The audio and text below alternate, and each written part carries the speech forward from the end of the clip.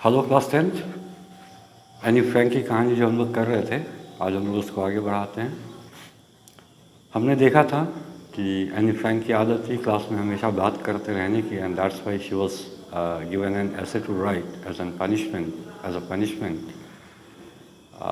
Chatter box ऐसा करके उनको मिला था एक पनिशमेंट, और पनिशमेंट में एक होमवर्क मिला था actually. Mister Keesing had a good laugh, और उन्होंने उस बारे में आर्गूमेंट्स लिखे थे कि जो इनहेरिटेड ट्रेड्स होते हैं we can not do anything about that. My mother talks as much as I do, कि ये जो बात करने की आदत है ये मेरे में ये ख़ानदानी आदत है, मुझे जो मेरे पूर्वज हैं उनसे मिला हुआ है। My mother is very much talkative just, and maybe that is the reason I have been that way, कि शायद इसी वजह से मैं भी ऐसी हो गई हूँ, तो I can not do anything. तो mister Keesing had a good laugh at my arguments. Mister Keesing जिन्होंने ये पनिशमेंट दिया था, he laughs a lot about this, but when I proceeded to talk my way through the next lesson, he assigned me a second essay. This time, it was supposed to be on an incorrigible chatterbox. तो पहले तो वो काफ़ी हंसे, ये जो inheritance की बात थी उस पर, लेकिन when I proceeded to talk my way through the next lesson, लेकिन जब अगला लेसन शुरू होता है and she again starts the same trade, फिर से वो बात करना शुरू करती हैं क्लास में, ही असाइन मी अ सेकेंड ऐसे, तो उन्होंने एक और ऐसे इनको दिया लिखने के लिए। और ये जो ऐसे था, it was suppose to be मतलब इसको शायद ऐसा होना चाहिए था, it was suppose to be an incorrigible chatterbox. तो शायद ये इनकॉरिजिबल चैटर बॉक्स के नाम से मिलता है, जिसको सुधारा नहीं जा सकता है, incorrigible. I handed it in, and Mr. Keesing had nothing to complain about for 2 whole lessons.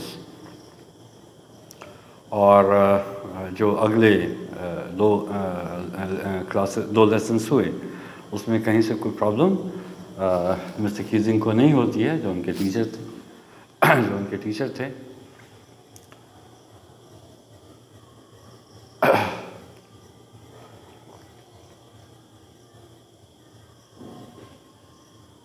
However, हालांकि during the third lesson he had finally had enough. हालांकि तीसरा लेसन जाते जाते बातें उनके बर्दाश्त से बाहर चली गई थी। He had had it enough, ठीक है। जैसे कभी होता है ना कि मैं तुमसे परेशान हो चुका हूँ, तो I have had enough from you, I have had enough from you। तो ये एक एक्सप्रेशन है कि मतलब जितना कर सकते थे उतना मैंने कर लिया। तो I have had enough from you, that means कि जितना मैं बर्दाश्त कर सकता हूँ आपसे मैं कर चुका हूँ, अब आपको सज़ा मिलेगी या ऐसा कुछ।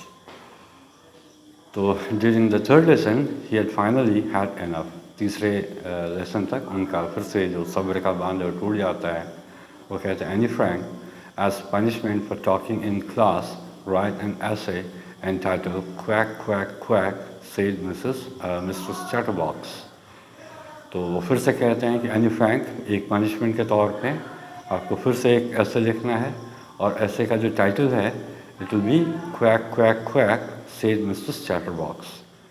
क्वैक होता है जनरली जो बत्तख होते हैं उनकी आवाज़ को क्वैक कहा जाता है, एंड दे कीप क्वैकिंग, वो हमेशा ये आवाज़ निकालते रहते हैं। तो मतलब ज़रूरत है या नहीं है वो ऐसी आवाज़ निकालते रहते हैं। That is the reason he gives this title of the essay as quack quack quack said Mistress Chatterbox। तो अब इस पे लिखने के लिए उनको कहते हैं, the class roared। class roared means the class laughed so horrendously, मतलब बहुत ज़ोर से क्लास हंसी। I had to laugh too, मुझे भी हंसी आ गई। though I had nearly exhausted my ingenuity on the topic of chatterboxes, तो मैं भी हंसी। हालांकि जो चैटर बॉक्स के ऊपर में जितने थॉट्स, जितनी चीज़ें, ठीक है, इंजेन्युइटी का मतलब होता है जो ओरिजिनलिटी होती है, ठीक है, और जितना इन्वेंटिव आप हो सकते हैं, जितने आप उसमें थॉट्स अपने हिसाब से डाल करके लिख सकते हैं, वो सब ये कर चुकी थी, it was time to come up with something else. तो अब जो है सो कुछ और इनको डालना था, समथिंग ओरिजिनल, कुछ और होना था, and that also had to be original. My friend Sanne, who is good at poetry, offered to help me write the essay from beginning to end in verse, and I jumped for joy. इनकी एक दोस्त है, ठीक है, सेन उसका नाम है, who is good at poetry, और वो पोएट्री में बहुत अच्छी हैं, offered to help me write the essay from beginning to end in verse, ठीक है। तो वो इनको एक हेल्प ऑफर करती हैं कि I will help you, I will write the whole essay, मैं पूरा ऐसे में लिख दूंगी, and I will write it in verse, और मैं उसको राइमिंग के साथ लिखूंगी, मैं उसको छंद में लिखूंगी। तो इट वाज अ ग्रेट एक बहुत बढ़िया ये हेल्प होगा, and I jumped for Joy, और मैं खुशी से उछल पड़ी। Mr. Keesing were trying to play a joke on me with this ridiculous subject, but I'd make sure the joke wasn't him. और मिस्टर कीजिंग जो है इस तरह का ये दे करके, इस तरह की सज़ा दे करके उन्होंने कोशिश की थी कि वो मेरा मजाक उड़ाएंगे, but if I do this, और not me, if Sanne does this, कि अगर सेन ऐसा कर देती है कि वो एक पोएम के तौर पे उसको लिख देती है, then it will be fun, मजाक कीजिंग साहब का ही उड़ जाएगा। I finished my poem and it was beautiful, ठीक है, वो लिख करके लाती है, क्लास में मैं पढ़ती हूँ इसको, एंड इट वॉज ब्यूटिफुल, और बहुत ही प्यारा सा ये एक्सपीरियंस था, ये कविता बहुत अच्छी लिखी हुई थी। It was about a mother duck and a father swan with 3 baby ducklings who were beaten to death by the father because they quacked too much। और पता नहीं इस पोएम को कैसे अच्छा कह रही हैं, बट ये ऐसा है कि मैंने अपना पूरा पोएम पढ़ा, ये बहुत सुंदर था, और एक मदर डक और एक फादर डक के बारे में था, डक को ही स्वैन कहते हैं जो मेल होते हैं। With 3 baby ducklings who were beaten to death by the father because they quacked too much। और ये जो पोएम थी वो इस बारे में थी, एक फादर डक है, एक मदर डक है, और उसके तीन डकलिंग्स हैं। डकलिंग्स आर स्मॉल जो डक्स के बच्चे होते हैं और जो फादर डक है वो उनको काट करके मार ही देता है, काटना यानी दांत काट करके मार देता है, because they quack too much, क्योंकि वो हमेशा क्वैक क्वैक करते रहते थे। Luckily mister Keesing took the joke the right way. खुशकिस्मती थी कि मिस्टर कीजिंग ने उस जोक को सही अर्थ में लिया, गुस्सा नहीं हुए उस पर, वरना हो सकता है कि और भी ज़्यादा सज़ा मिलती इनको। He read the poem to the class adding his own comments. उन्होंने पोएम पढ़ के पूरी क्लास को सुनाया और ख़ुद के कमेंट्स भी डाले, ऐड किए, and to several other classes as well. और ऐसा उन्होंने कई सारे क्लासेस में किया, यानी इस पोएम को ले जा करके और भी क्लासेस में उन्होंने सुनाया। सिंस देन, उस समय से आज तक, I have been allowed to talk and haven't been assign any extra homework. और उस दिन से क्लास में मेरा बात करना फ्री हो गया, मुझे इसके लिए कोई सज़ा फिर नहीं मिलती थी, कोई जो ये सिली असाइनमेंट्स मिलते थे वो बंद हो गए।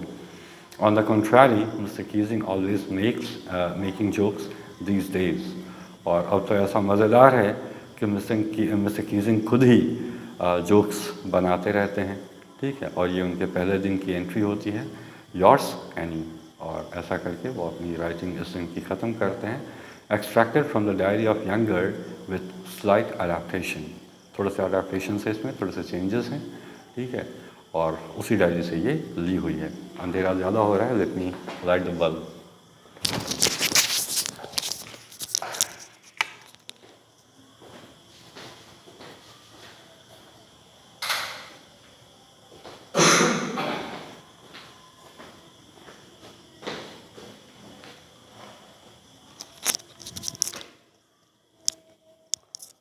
I think I'm properly visible.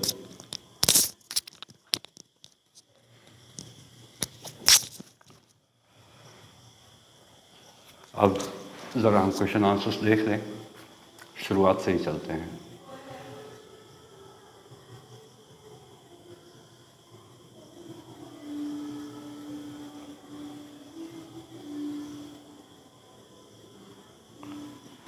पहला है what makes writing in a diary a strange experience for Anne Frank, ठीक है, उनको थोड़ा सा अजीब क्यों लगता है, ठीक है। Then why does Annie want to keep a diary, ठीक है, वो डायरी क्यों रखना चाहती हैं। Why did anything she could confide more in a diary than in people. I think आपको इनके आंसर्स पता ही होंगे, ठीक है, उसको एक अजीब सा क्यों लगता है आप जानते हैं, और क्यों रखना चाहती है ये भी आप लिख सकते हैं, और why did anything she could confide more in a diary than in people, ठीक है, लोगों से ज़्यादा उसको डायरी पे भरोसा क्यों रहता है। इस बारे में एग्जैक्टली वर्ड्स भी आपको मिल जाएंगे जब लाइट चली गई। उसके बाद है Y does any provide a brief sketch of her life, ठीक है, क्यों वो पहले एक ब्रीफ स्केच दे देना चाहती हैं अपने लाइफ का। ये भी आपको याद ही होगा ताकि थोड़ा स्ट्रेंज नहीं लगे, वो जॉट डाउन वाली बात थी, most of the people do that way. तो what tells you that Anne loved her grandmother, birthday वाला इंसिडेंस आप लिख सकते हैं, वो जो कैंडल अपनी दादी के लिए भी जलाती है।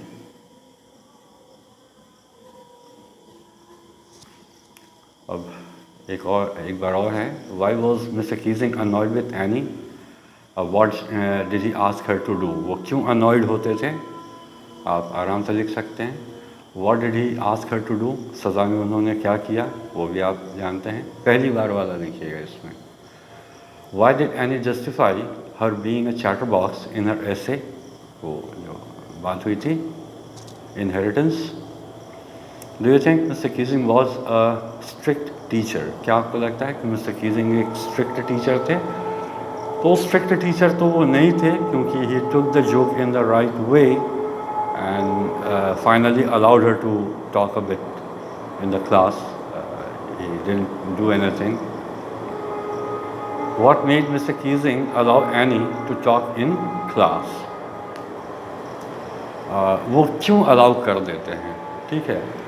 तो आप इसका आंसर ये लिख सकते हैं। अब जैसे मैं एज अ टीचर आपकी बात करूं, तो कई बार आपको भी क्लास में लगता होगा कि सर उसको कुछ नहीं कहते हैं, ठीक है, हालांकि ऐसा शायद मेरे केस में कम ही होता होगा, बट क्या होता है ना, जैसे आप बच्चे हैं तो आप लोगों को मैं देखता हूँ, ठीक है, तो आप सब अलग होते हैं एक दूसरे से, ठीक है। तो कभी मैं किसी को देखता हूँ कि ये डांट पड़ने से ठीक हो सकता है, तो मैं उसको डांट दिया करता हूँ। कभी लगता है कि नहीं, इनको डांट से कुछ अधिक की आवश्यकता है, तो वो आवश्यकता पूरी की जाती है। और कभी कभी ऐसा लगता है जैसे डांट भी काम नहीं करेगा, और जो एक और सर्जिकल मेथड है वो भी काम नहीं करेगा। अगर देखा जाए तो ऐसे कुछ एक स्टूडेंट्स या बच्चे जो थोड़े से ज़्यादा, मतलब जिनका लेवल थोड़ा ज़्यादा बढ़ चुका होता है, तो उनको डांटने वाटने का भी ज़्यादा फ़ायदा नहीं होता है, और कोई पिटाई वगैरह काम नहीं आती है, तो कई बार उनको समझाने पे हम ज़्यादा ध्यान देते हैं। तो इस केस में जो मिस्टर कीजिंग है, शायद उन्होंने देखा होगा कि यानी is not someone who is intentionally जो इंटेंशनली यानी जानबूझ करके वो पढ़ाई से दूर नहीं जा रही हैं, और शायद कि थोड़ा सा इनको बोलने की आदत है, और अगर इससे बहुत ज़्यादा सख्ती की जाए तो हो सकता है कि क्लास से और मुझसे यानी टीचर से उसको नफ़रत हो जाए और समथिंग। तो फिर अगर if we hate our teachers, तो we can not learn anything from him. ये एक सच्चाई है। अगर अपने टीचर की हम बात तभी हम मान पाएंगे जब हम उनकी इज़्ज़त करें, जब हम उन्हें मतलब हमारा एक अटैचमेंट होना चाहिए। इफ़ वी आर डिटैच्ड तो we can not learn anything. तो हम टीचर्स को ये भी ख्याल रखना होता है कि we should not take such steps that can alter or that can do something wrong with our image. If we do so, you students will not be willing to learn anything from us.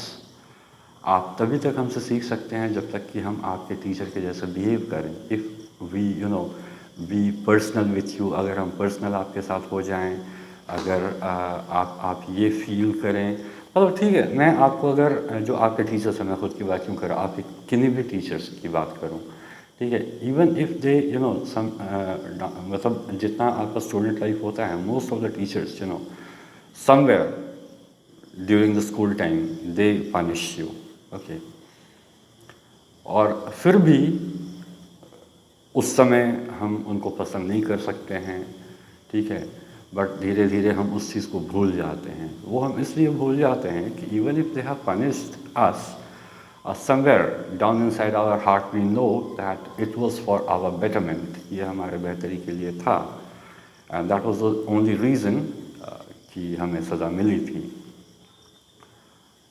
जब ऐसा नहीं होता है और वो आप समझ जाते हैं कि कब आपके टीचर की जो सज़ा है वो पिटाई भी हो सकती है, कब वो पिटाई आपके अंदर सुधार के लिए थी और कब वो पिटाई गुस्से में आकर के की हुई थी।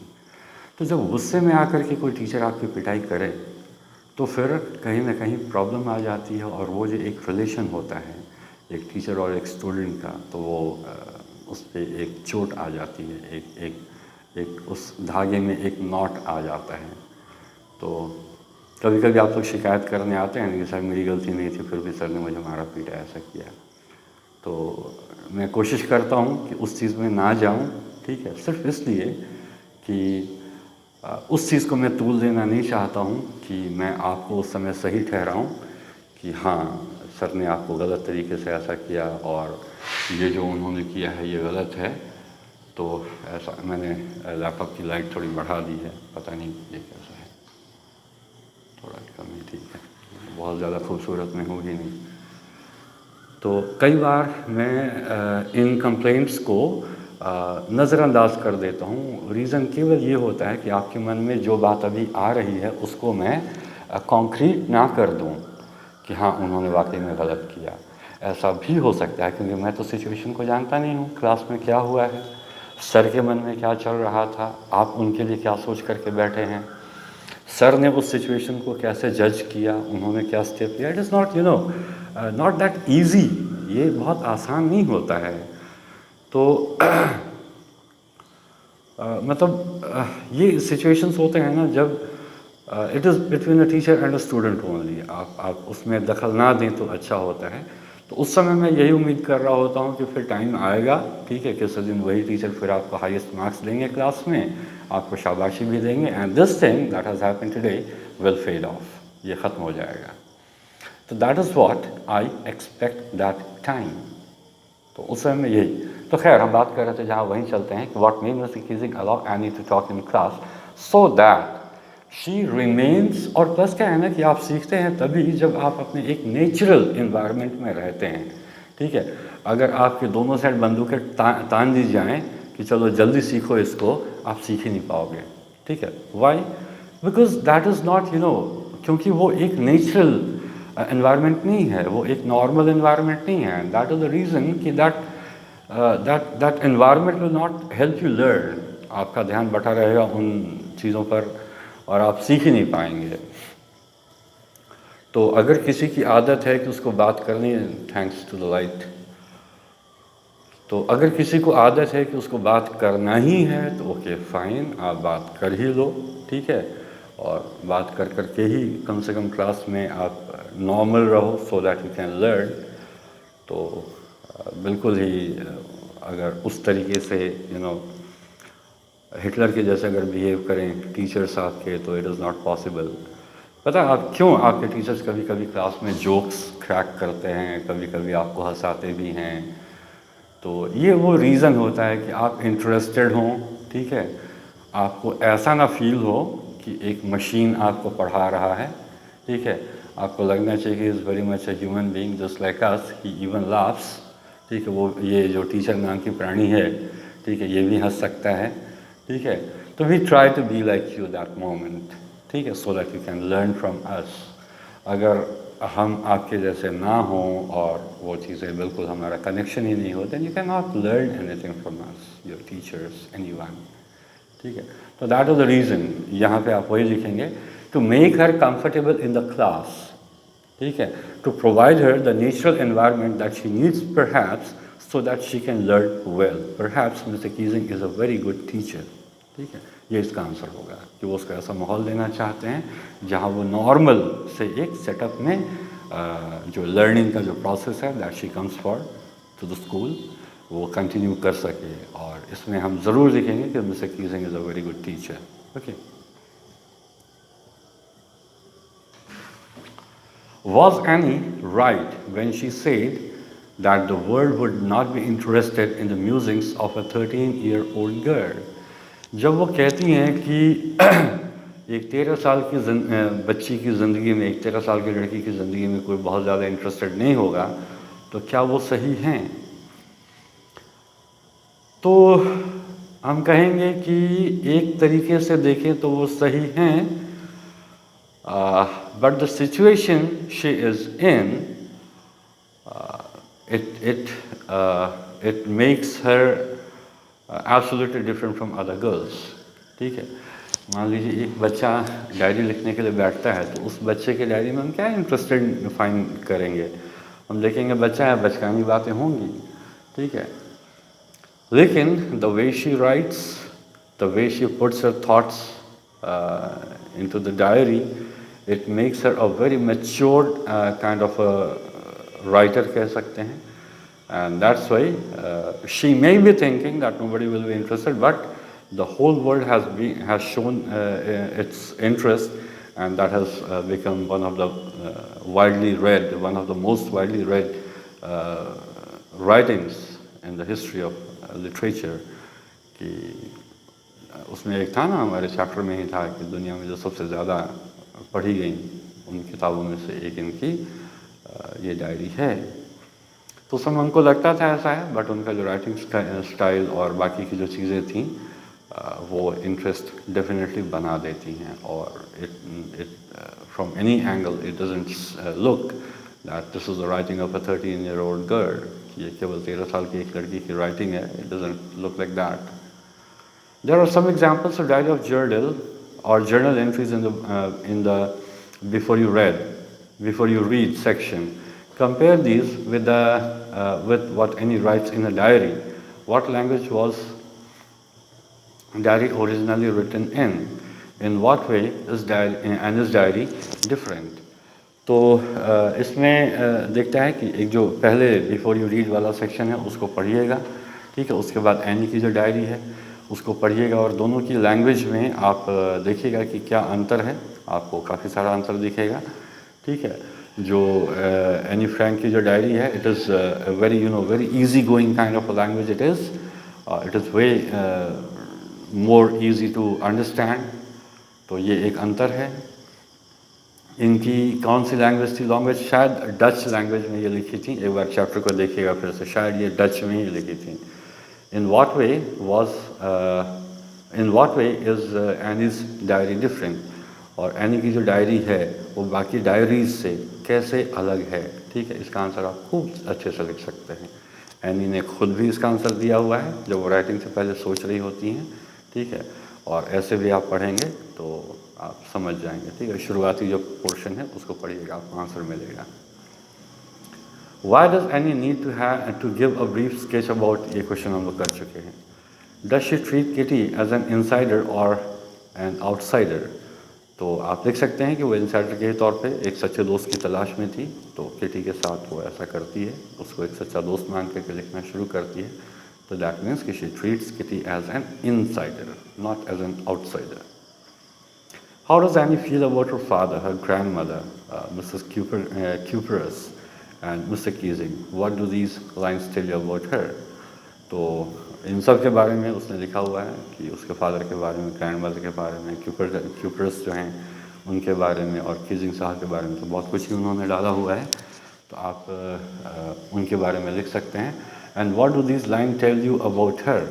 और उसके जो लाइंस उन्होंने यूज़ की हैं इनके बारे में, इन लोगों के बारे में, उससे आप क्या कहते हैं? तो फादर के बारे में कि बहुत प्यार करते थे, grandmother she was very deeply attached to her grandmother. Kuperus के बारे में और कीजिंग साहब के बारे में भी आप लिख सकते हैं, ठीक है। What does Anne write in her first essay? तो पहले एसे में वो क्या लिखती हैं? वो जो इनहेरिटेंस वगैरह की बात थी वो लिखती हैं। And he says teachers are most unpredictable. Is Mr. Keesing unpredictable how? ठीक है, एनी कहती हैं कि जो टीचर्स होते हैं वो बहुत अनप्रडिक्टेबल होते हैं। तो मिस्टर कीजिंग क्या अनप्रडिक्टेबल हैं?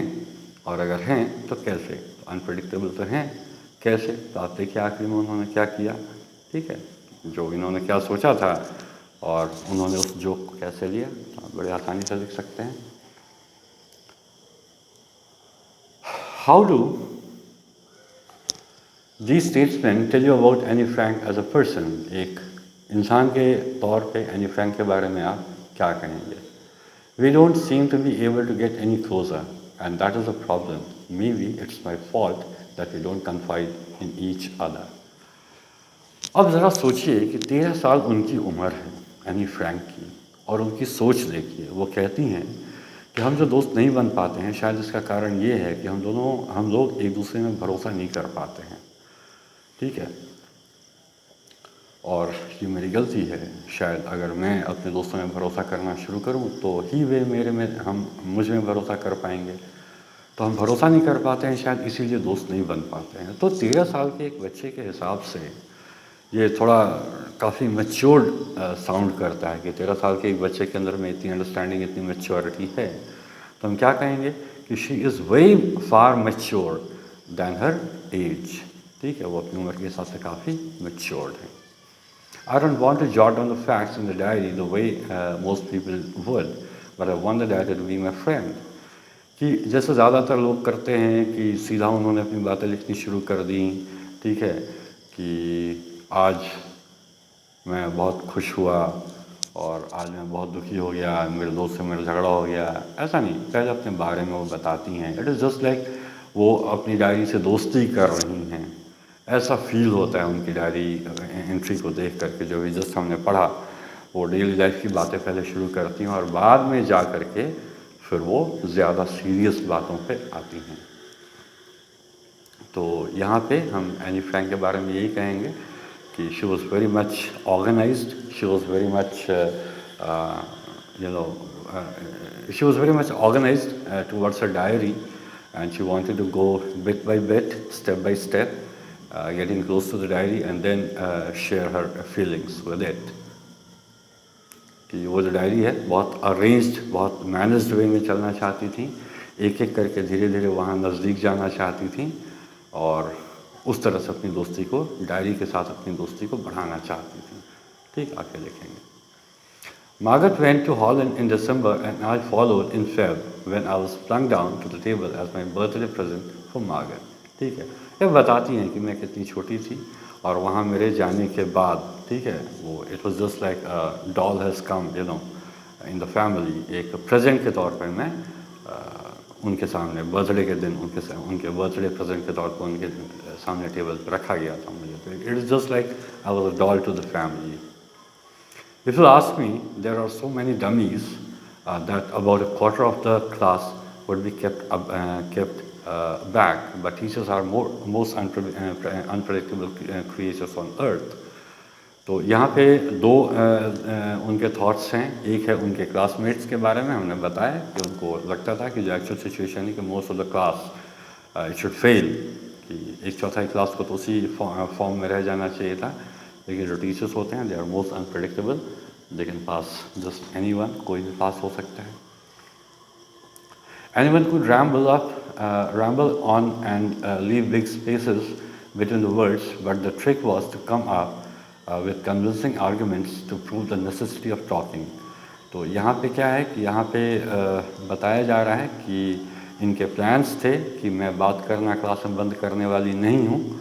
ठीक है, और यही रीज़न है कि वो इस तरह का कन्विंसिंग आंसर लिखती हैं कि जो बात करने की मेरी आदत है वो जस्टिफाई की जा सके और आगे भी मुझे बात करने की इजाज़त मिलती रहे। तो यही था। जस्ट 30 मिनट हो रहे हैं और पहले तो ये क्वेश्चन आंसर्स कीजिएगा और उसके बाद अगर दिक्कतें आती हैं, समझ मैंने थोड़ा शॉर्ट में बताया है, तो दिक्कत आएगी तो फिर कल वाली क्लास में या कल संडे है तो आप लोग उसको कर लीजिए और अगले दिन हम लोग उसको आगे डिस्कस कर लेंगे। चलिए, थैंक यू।